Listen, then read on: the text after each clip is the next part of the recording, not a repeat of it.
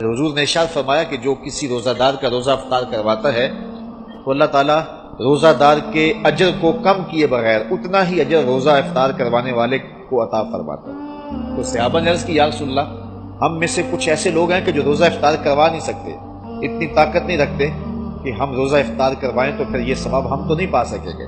تو حضور علیہ السلام نے فرمایا لازمی نہیں ہے کہ تم سیراب کر کے کسی کو کھانا کھلاؤ یا پانی پلاؤ، اگر مزقۃ لبن، حضور نے فرمایا کہ دودھ کا ایک گھونٹ، اور شربہ من الماء، یا پانی سے ایک گھونٹ، یا حضور نے فرمایا کہ کھجور کا ایک ٹکڑا بھی اگر کسی نے دے کے کسی کا روزہ افطار کیا، اللہ تعالیٰ جل شانہ اس کو پورا ثواب عطا فرمائے۔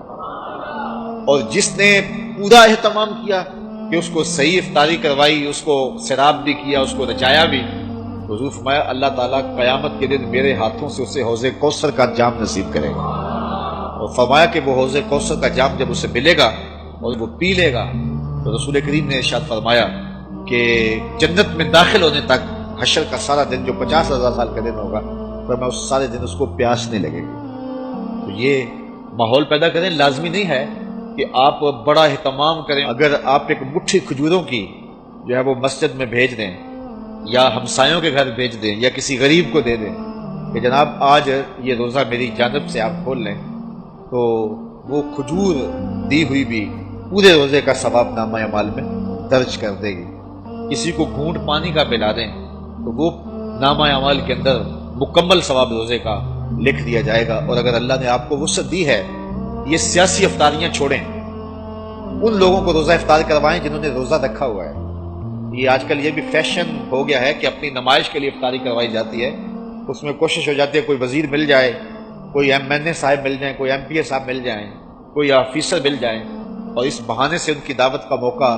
اور میں کہتا ہوں کہ یہ اکثر ان کا روزہ کھلوایا جاتا ہے جنہوں نے روزہ رکھا ہوا ہی نہیں ہے۔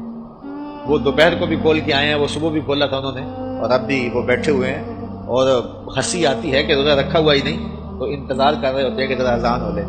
تو یہ سیاسی افطاریاں چھوڑیں۔ حضور نے ارشاد فرمایا صحابہ کو کہ تمہارے دسترخوان سے سوائے متقی کے کوئی نہ کھائے، یعنی متقی تمہارے دسترخوان سے کھائیں۔ اور یہ کسی بندے کی خوش بختی ہوتی ہے کہ اس کے دسترخوان سے کھانے والے متقی ہوں، پرہیزگار لوگ ہوں۔ تو آپ اللہ کی مخلوق کو دیں اگر کوئی بھوکا ہو، لیکن اگر دعوت کرنے کا شوق ہو تو کسی فقیر آدمی کو، کسی غریب کو، کسی مسکین کو۔ یار جو یعنی ایک کونا کاٹ کے جو ہے وہ لیگ پیس سے باقی پھینک دے گا، اسے کیا قدر؟ وہ جس غریب کو کبھی کچھ ملا نہیں، جب اس کو کھلائیں گے تو اس کی روح بھی دعائیں دے گی، اس کا دل بھی دعائیں دے گا، اور اللہ کی رحمتیں تمہارے اوپر نازل ہوں گی۔